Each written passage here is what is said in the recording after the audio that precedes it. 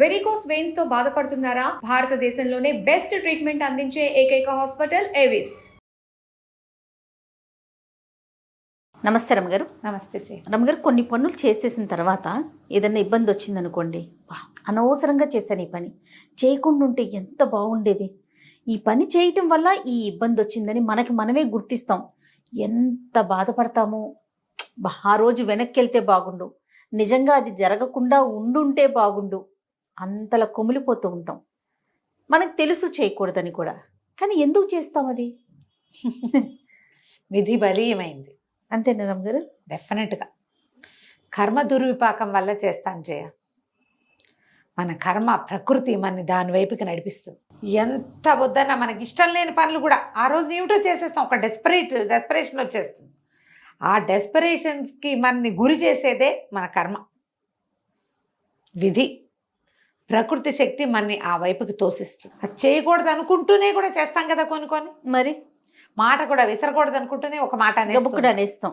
అనకుండా ఉండాల్సిన నాలుగు పీక్కుంటాం. తర్వాత జరగాల్సిన డ్యామేజ్ అంతా జరిగిపోతుంది. చాలా డ్యామేజ్లకి ఆది సూత్రం ఒక్క పాయింటే ఉంటుంది. ఒక్క విషయమే, ఒక్క పనే, ఒక్క మాటే, ఒక్క రోజు, ఒక్క గంట, ఒక్క నిమిషమే కూడా ఉంటుంది. ధర్మరాజు మహా జ్ఞాని. అవును కదా, సశరీరంగా స్వర్గప్రవేశం చేయగలిగినవాడు యమధర్మరాజు, అపరావతారం. ఆయన వంశ మాత్రంతో జన్మించి ఎంత ధర్మాత్ముడుగానో ఉన్నాడు.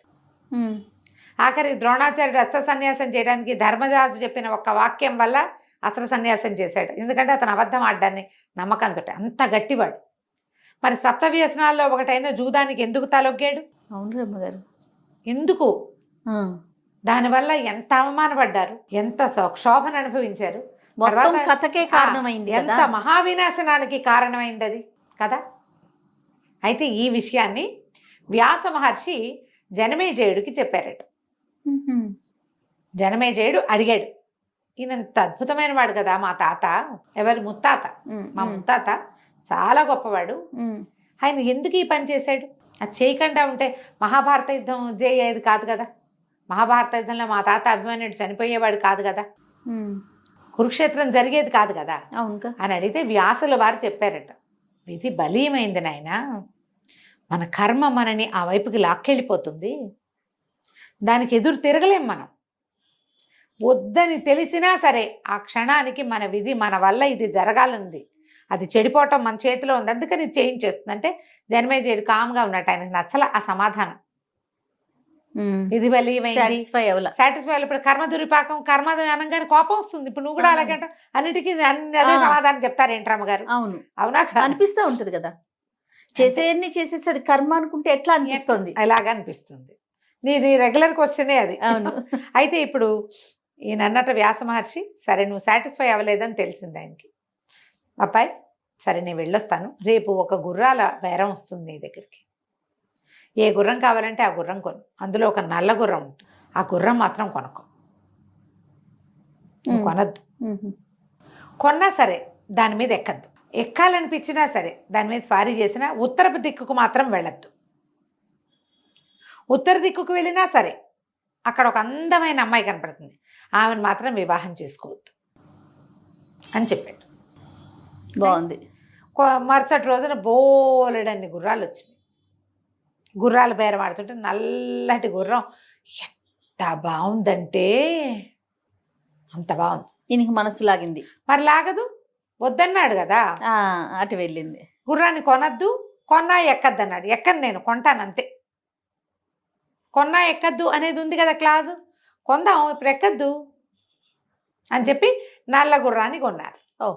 నల్ల గుర్రాన్ని కూడా కొన్నారు, శాలలో కట్టేశారు. రోజు శాలలోకి వెళ్తుంటే నల్ల గుర్రం రమ్మంటూ ఉండేది, బలిష్టంగా ఉండేది. దాన్ని అది చూస్తే చాలా ఉద్రేకం కలుగుతుంది, ఈ గుర్రం మీద ఎక్కి స్వారీ చేసేయాలి అని. సరే ఏమనిపించింది, ఎక్కినా ఉత్తర దిక్కుకు వెళ్ళొద్దు అన్నాడు. ఎక్కుదాం, ఉత్తర దిక్కుకు వెళ్ళకుండా ఉంటే సరిపోతుంది కదా.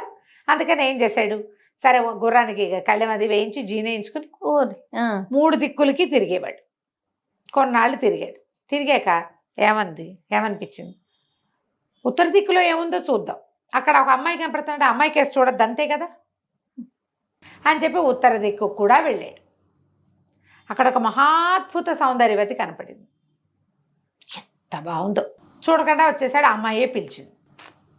పిలిచాక ఇంకేముంది, దగ్గరికి వెళ్ళాడు. ఆ అమ్మాయి నన్ను వివాహం చేసుకోమని అడిగింది. గాంధర్వ విధిని వివాహం చేసేసుకున్నాడు. వద్దని ఉంది కదా బోధ. అప్పుడు ఆగలేకపోయాడు, డెస్పరేట్, చేసేయాలనిపించింది. ఎంతమందికో మనం ఈ పని చేస్తున్నాం, ఇది పరమ తప్పు, మహాదోషం అని తెలుస్తుంది తెలుసు లోపల. సబ్కాన్షియస్లో ప్రతి వాడికి ధర్మం సునిశ్చితంగా ఉంటుంది లోపల, ఇది తప్పు అని.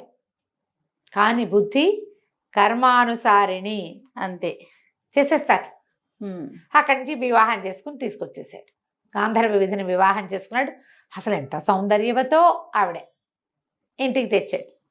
ఆవిడ కొన్ని వేల మంది బ్రాహ్మణ్యానికి గంగా నదీ తీరంలో పెద్దగా క్రతువు ఏదో చేసి భోజనాలు పెట్టాలని కోరుకుంటున్నానంది.